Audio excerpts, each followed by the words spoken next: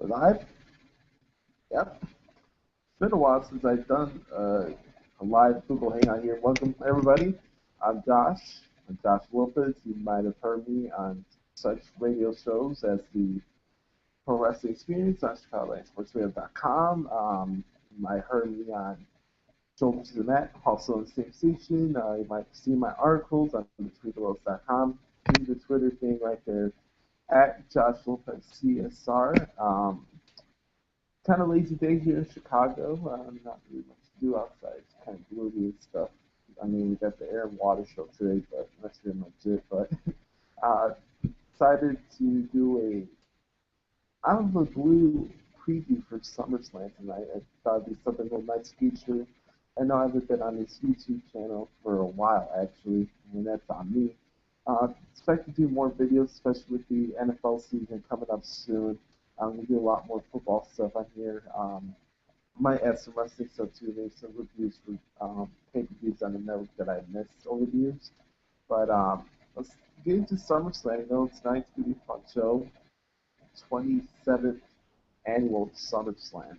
Think about that. The show started in 1988. I was born in 94. It was kind of ironic because the 94 SummerSlam was in Chicago. It was actually the first actual public event that the United Center had right before they opened to everybody for the NBA League, and the old Chicago Stadium was knocked down and all that good stuff. But crazy 20 years so far, and SummerSlam's always been one of my favorite pay-per-views. Of course, with its namesake and the history of all the great moments that happened over the years. I mean, look at Triple H and Shawn Michaels from '02. You look at The Rock and Brock Lesnar for that same pay-per-view, actually. And Bret Hart and The Undertaker for '97. Let's see, CM Punk and Brock Lesnar from last year was a great match. If you guys see down below, I'm rocking the Wyatt shirt today. Little prelude for what my predictions are going to be, but speaking of my thoughts overall on SummerSlam and its history of it, I honestly feel that SummerSlam does deserve its place up there with the marquee pay-per-views of all time. I mean, so many classic matches have been happening over the years. Hulk Hogan against Shawn Michaels from '05, the Mega Bucks against the Mega Powers from '88, I think, or '89, somewhere around that time. But let's get into this SummerSlam tonight on the WWE Network, which costs $9.99 for those who are wondering or haven't heard it on Raw or SmackDown every segment of the show. But let's get into it. The show's starting off with Rob Van Dam against Cesaro in a kickoff match. I don't know if there's going to be any added additions to that match. I know for the panel there's going to be Ric Flair, Booker T, Alex Riley, and Renee Young. This is usually the regular core of the people they use for the Google Hangout stuff. And no, not the Google Hangout, the pre-show on the network. Anyway, so the pre-show starts at 6:30 here in the Central Time, 7:30 on the West. No, 7:30 on the East Coast. And if you live in the West, figure it out for yourself. Anyway, let's move on. RVD and Cesaro. I found out this match yesterday morning, actually right before the WWE 2K15 roster reveal panel that was streaming out of IGN.com and also WWE.com as well. And just looking where how Rob Van Dam and Cesaro have been taking on each other a bunch of times over the last year. Extreme Rules. Even before that, when Rob actually came back the night after WrestleMania, I'm not really expecting much of a feud going after this. I mean, it's one of those matches that I put in there. I'm kind of surprised Rob Van Dam's not in a kind of storyline for SummerSlam, even though he is one of those major part-time guys. I mean, last year he took on Dean Ambrose for the United States Championship in a pre-show match as well. So I'm going to go with RVD picking up the victory here. Cesaro's been losing a lot of matches over the last couple of months. You know, it's kind of the position you're slated in when you're the bad guy or the heel. and you have nothing going for you right now as far as creative storylines are concerned. You're just kind of stuck in one position. So, okay, you're the bad guy. What doesn't make sense? What makes sense about you winning every match you're in? It doesn't do anything for the fans. The fans are there to boo you, not to cheer you if you're the bad guy, right? So I'm gonna go with RVD being Cesaro. I think it should be a good match. I don't know how much time they're gonna give it to it, but it should be a solid match. I mean, at least an interesting match to watch for the pre-show, even if you're not the biggest fan of the kickoff shows they do on the network. By the way, $9.99 a month. For those who can't watch SummerSlam tonight, I'm gonna be doing a live article on BetweenTheRopes.com.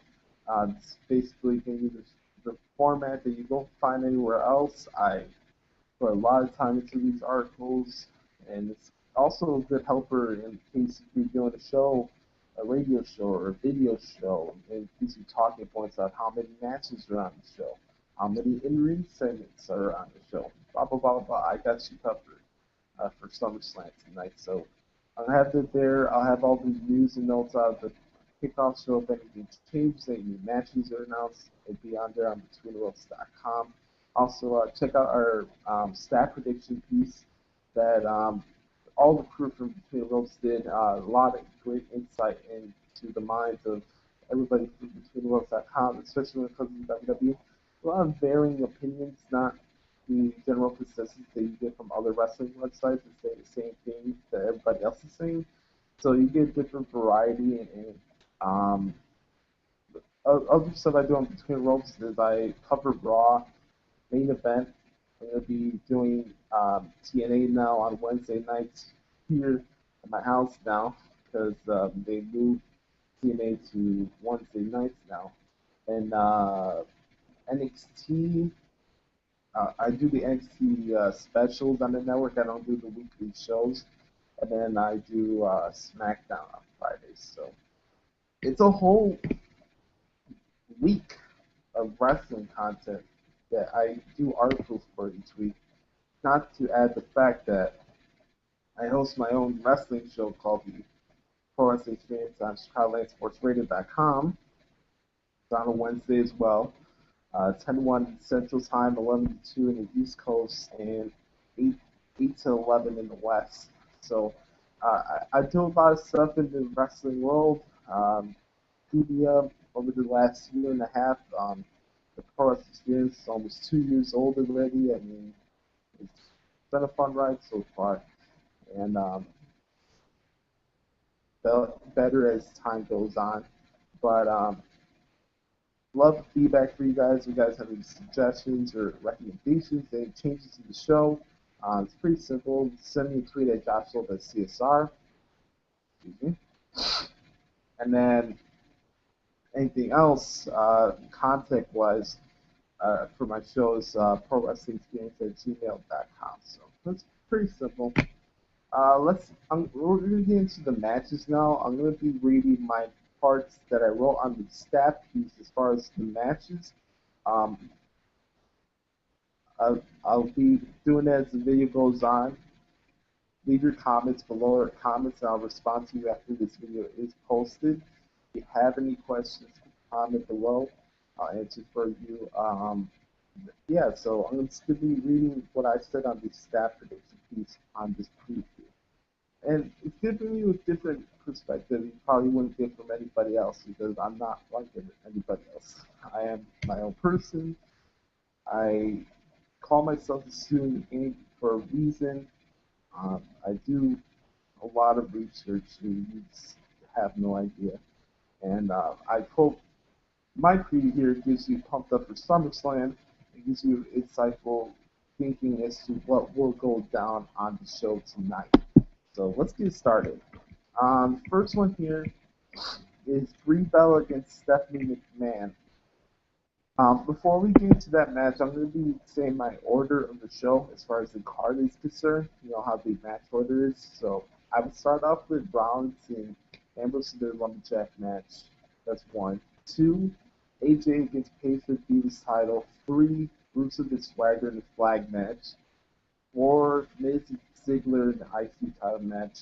5, probably Roman Reigns against Randy Orton. 6, Jericho and Wyatt. 2, number 8, Brie Bella against Stephanie McMahon, and then of course to wrap it off, Brock Lesnar and John Cena. So let's get into the Brie and Stephanie McMahon match. I will talk about the Claire Lynch as the storyline we saw on Monday because one, I really didn't care about it, and two, all wrestling companies have done this type of angle before. So take it easy, guys. I mean, especially for TNA fans who are like gloating on the fact that the WWE sold this storyline. I'm like kind of eyeball roller because their worst on-screen character for TNA was the only thing they got trending over the weekend. So take it easy. One of WWE's few and only pro wrestling storylines is sure to bring the WWE subscriptions up, which costs $9.99. I am looking forward to this match. Stephanie's just like her father. I mean, she'll put on a great performance and Brie has gotten better in the ring. So this should be a fun, entertaining match. I do see Stephanie McMahon picking up the victory. However, Brie's sister Vicky turning on her. Stephanie McMahon did make a lot of good points during their contract signing a couple weeks ago. Brie is selfish. At least her on-screen character. I don't think Brie Bella Danielson is a selfish person. I haven't met her in person, but the way she comes off on TV and how people portray her comes off as selfish. But anyway, let's move on. Yeah, I said that she don't care about what she was doing and told Divas. And I remember one time on air before WrestleMania on the Told Divas show, she was like her wedding was more important than WrestleMania. In that company, when you say something's more important than WrestleMania, I'm surprised she still has a job. So I'm gonna go with Stephanie winning. I think the feud will probably continue, but it can be added with Nikki joining the Authority. Throw on to the next one here. Roman Reigns against Randy Orton. Match that's been kind of overshadowed over the last couple weeks as far as the major parts of the show of Raw and SmackDown. I think that's another big telling because of how good this actual card is for SummerSlam. A lot of interesting matches a lot of people want to see. It's going to be a good wrestling show. So, there's been a rumor about Roman Reigns taking on Triple H as Night Champion because it's the second round of the WWE Network subscription thingy, and they want to make Night Champions as big as it could be.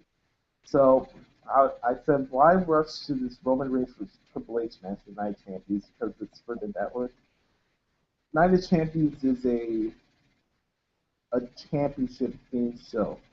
Yeah, we've had grudge matches before. I mean, we had CM Punk and Triple H. We had, even last year there was Randy Orton and Dolph Ziggler, CM Punk and Paul Heyman. There's been grudge matches on Night Champions before, but I don't know. I just don't think that match fits on that particular show, but that's just me. So I said this is going to be the major eye test. You know, a lot of people that look at potential stars and a lot of media outlets hype as the next guy, or even in sports for that matter, in football or basketball, when it comes to the playoff situations, the eye test. A lot of people bring up. So I said this could be the major eye test for Roman Reigns here. He's been putting on solid performances over the last couple of weeks, don't get me wrong, but you're in the ring with Randy Orton, and then say what you want about him, but if you can't have a good 15-minute match with him, in my opinion, you don't deserve to be in that next phase of the WWE. Now, here's the thing. Roman Reigns is young. Yeah, he's had experience in FCW and NXT before coming to the WWE, and there's been a new trend of elevating the newest, greatest, that kind of thing. Like, I know there's been a urge for a lot of fans for the WWE to make new stars, but you look at the guys like Bret Hart, Shawn Michaels, Austin, Brock, Triple H.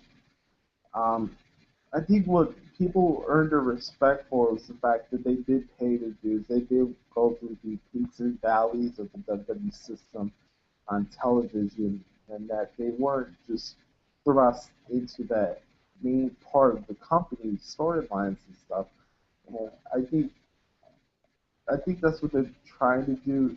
That's what they're not doing here at Reigns. I mean, it's like, okay, let's launch the Rocky strap on Roman Reigns, and it kind of had the same thing with Danny Bryan because, I mean, Dan Bryan had his biggest moment at WrestleMania, probably the best scenario he could have for his career. One, he defeats the guy that has the stigma of being the guy that hates indie guys or non WWE guys. So he takes on the guy that's had doubts on him, passed judgment on him, told him he's nothing more than a B plus player, shoved it in his face, and then also won the WWE World Heavyweight Championship in the main event of WrestleMania this year. I mean, I don't know about you, but that'd be a perfect way to end off the career, right? And ironically, Danny Bryan has only been in the WWE for 4 years now, and it's kind of odd that, kind of ironic during that time as well, because okay, Danny Bryan had this thing with Kane. People are already getting mad about it, trying to be Danny Bryan's defense attorney, saying, "Oh, they should be doing this. Oh, they should be doing that." But that was kind of the thing with Danny Bryan. You know, he had the wave of the company and the fans all behind him during that run to WrestleMania. He got his moment, and then it was like, what do you do with him next? And the sad thing is, it wasn't even him that was the big story that was coming out of WrestleMania this year. It was Undertaker streak coming to an end. And then you also, that same week, the Ultimate Warrior passed away. So it's kind of an odd situation for Danny Bryan, but I'm just using that example here for Roman Reigns because, okay, let's say Roman Reigns did be whoever's the champion at WrestleMania. What does he do next? Have we already seen you be the champion or chaser the title or better the main event of WrestleMania, this or that? So there's something to think about. Roman Reigns is a great guy. He's a good performer. I'm a fan of his. But why rush something while it's still having time to develop on screen over the years? Give it time. So I've been liking seeing the old Randy Orton come to life over the last couple of weeks. I'm surprised that this match's been kind of overshadowed. Like I said earlier, it shows you how good this card is tonight. I expect this feud to continue after SummerSlam, and I do see Roman Reigns, however, picking up the victory against Orton. Should be a good match. I advise you guys to check it out. Seth Rollins against Ambrose in the Lumberjack match. So it's a Lumberjack match, and don't we know already that this feud is going to be going for the rest of the year? I mean, I think the stipulation makes sense due to their history with the Shield taking out the entire roster for the Authority. And Seth Rollins runs away every time he sees Dean Ambrose. I mean, even if they had the match in Battleground, they probably would end up in a qualification or no contest, and the fans would be disappointed because they'll be like, oh, the WWE didn't want them to steal the spotlight from the main event guys.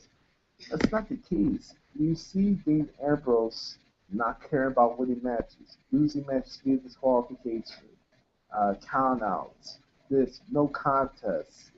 The guy doesn't care. He just wants to beat the crap out of Seth Rollins.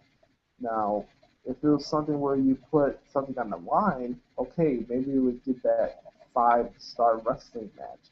But that's not the case. Ambrose is thinking to put harm on Seth Rollins, and it's going to be interesting. And I don't expect this match to go very long tonight, nor it should. With a feud like this, that's going to take a while. So, I mean, you're going to have matches that are going to be longer than the others. You're going to have stipulations some people might like, some people that might not like it. But it's going to be a fun feud between these two for the rest of the year. I think it's something that both the guys can benefit because, yeah, they're young. Why rush into another feud? let them fight each other. It's a good backstory. And the good thing with these guys is that people do want to see them fight, and they're great performers in the ring. So it's kind of like that thing where I always say, you have a rematch with somebody, and I liked it, and the rematches are good. I'm fine. I don't care if they wrestle every Raw, SmackDown, or pay-per-view for the rest of the year. They can have Steve Ambrose against Seth Rollins in every Raw and SmackDown and pay-per-views for the rest of the year, and I wouldn't have a problem with it. I'm gonna go with Dean to pick up the victory in this match. I think he gives Rollins the point to blame, and we'll see 20 WWE superstars that beat him. And I think somewhere down the line for Night Champions, they'll put Rollins' briefcase on the line. All I'll say is to let this play out a little bit, not rush to the end of the story. I think at the end of the day, Rollins and Ambrose could have great careers in WWE, but you need to give it time. There's no need to rush. Let's move on to this next one here. AJ leading against Paige for the Divas Championship. I finally found the match that'll end in a WWE style kabuki-ish finish, which is not necessarily a bad thing. When you mean kabuki-ish, I mean matches that need disqualification or no contest or a double count out. I like where the storyline is with AJ and Paige. I think Paige does complement all the stuff AJ does, and AJ and Paige are probably two best women's wrestlers on the roster besides Emma and Natalia. And I think this is another thing that's probably going to go a little bit longer, but you'll enjoy it if you give it time. So with that, I don't expect to see this match be the culmination of the feud. It's always good to see AJ and Paige in the ring or in general. I, however, feel bad for AJ that she can no longer be original with her own career with the whole CM Punk chants, and that's the reason why I have to put an asterisk on her career because, besides skipping around and kissing all these different guys on the roster, if you really think about it, has her whole career been a CM Punk ripoff? The way she carries herself in the ring, the way she talks crap about the Authority. Oh, I'm the best diva in the world. I had the longest title reign. Should I keep going? The pipe bombshell. I love AJ. She's a tremendous performer. She's one of my favorite performers on the roster, but it's like telling you straight in the face that she's not being herself, and she's trying to be the female version of CM Punk. Be yourself, AJ. Be yourself. But it should be a good match. I don't think they're gonna get enough time in this match as I would like. I think they'll probably do that next month. But I do see AJ winning the match. It's just gonna be by a double disqualification. So with those double disqualifications, the match is kind of offset, and the champion retains the title. Let's get into this next one here. Swagger and Rusev. We're doing a SummerSlam preview here at the Google Hangouts. Josh, follow me on Twitter at JoshLopezCSR. I do live articles on TweeterRoads.com for Raw, SmackDown, Main Event, and Impact Wrestling. We'll be doing SummerSlam tonight. Hope you guys have been enjoying the video so far. Leave your comments below if you have any questions or predictions for tonight's show. And leave a review, thumbs up, preferably, and subscribe to the channel. I am going to be doing more stuff on here and doing some more stuff for my resume. Here's some media stuff. And hope you guys have enjoyed the video so far. We're halfway through the card. This next match here is going to be a fun one. I'm really looking forward to. We got Swagger and Rusev in a flag match. So, before I get into the prediction, I got an interesting scenario that could work out that could lead this feud back together, but with a title on it. So, I do see Rusev being Swagger in this match tonight and taking them out with the Russian flag after the match is over. I think Jack Swagger will be out of action for a month due to Rusev taking them out with injury. Rusev can move on to Night of Champions and take on Sheamus for the U.S. title. Rusev could win the title there, and they could have the rematch for Raw and SmackDown. Um, then Jack Swagger would come back from injury, and then boom, here comes the money. Remember that Shane McMahon song? It makes perfect sense to get Swagger back into the equation with Rusev, and we have the title line. You got the All-American going against the Russian guy that's holding the title. It's the perfect storyline for a fall type of WWE. Let's move on to this next one. It's one of the top matches on the card. We got Chris Jericho against Bray Wyatt. I love the sit-down conversation that Wyatt and Jericho had on Raw last week. I thought it was probably the most original thing they've done this week so far. I am happy that Rowan and Harper are not in this match on ringside for one reason only. Bray Wyatt has not won one match cleanly by himself since Royal Rumble when he defeated Daniel Bryan. I think Jericho and Wyatt will put on a better match than they did at Battleground last month. I think it's fair to say that this feud will probably continue after SummerSlam. But my question is, who will feud with Bray Wyatt when Chris Jericho leaves the WWE again after Night Champions? I just don't know which direction you go with Wyatt after he's gone. So I think this has the potential being the show stealer. I think it'd be a nice platform for Bray to shine through the big lights on SummerSlam and pick up an impressive victory over a six-time former world champion and one of the greatest wrestlers of all time. So I'm going to go with Wyatt being a Jericho in this one. I think it's going to be a really good storytelling, but also a good physical match between the two. This next one here is The Miz against Dolph Ziggler for the Intercontinental Championship. I find it interesting that Dolph has been put in another situation where he could win a championship while riding away the momentum of not only the fans, but also picking up victories. I think I'm going to make this short and sweet. I'm not going to whine and complain about how the Intercontinental Championship is relevant or not. I think we beat that point already. But because if the title wasn't relevant, it wouldn't be on television anymore. That's kind of like how I feel when somebody says somebody's being buried. If you're on a television show, are you being buried? Yeah, maybe you're losing a 2 or 3 minute match, but hell, it's better to be on the show instead of being back eating donuts and bagels and whatever's they're catering. Anyway, I think it's interesting that The Miz is defending his title in his hometown of Los Angeles for the second time in his career. He won the previous time against Rey Mysterio, ironically, as a heel at SummerSlam 2012. And Rey Mysterio got a concussion in that match. It'd be interesting if lightning strikes twice with his challenger having previous issues with concussions.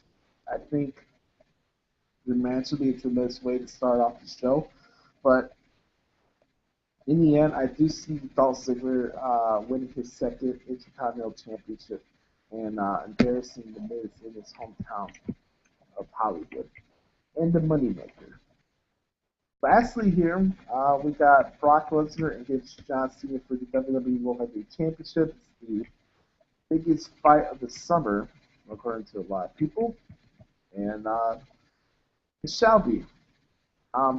Even though Paul Heyman and Brock Lesnar is one of the WWE's top heels, I'm going to bet you that 90% of the audience tonight will be vehemently behind Brock Lesnar, which doesn't make sense to me as far as a pro wrestling storyline is concerned, because you got Brock and Paul Heyman who do a great job at everything they do, but you're a heel, but they get chewed. It's just odd to me, but That's the way society is now.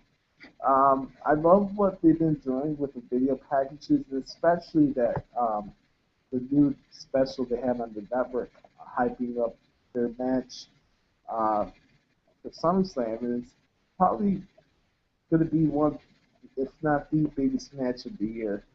I do have a scenario can work if John Cena did beat Brock Lesnar at SummerSlam, but I'll save it for another time in another video. But I think this will be a pure fight, and it'll get uncomfortable at times. And that's just speaking as a guy that was in the arena where Brock and Cena had their last match, which was Extreme Rules 2012 at the All-Star Arena.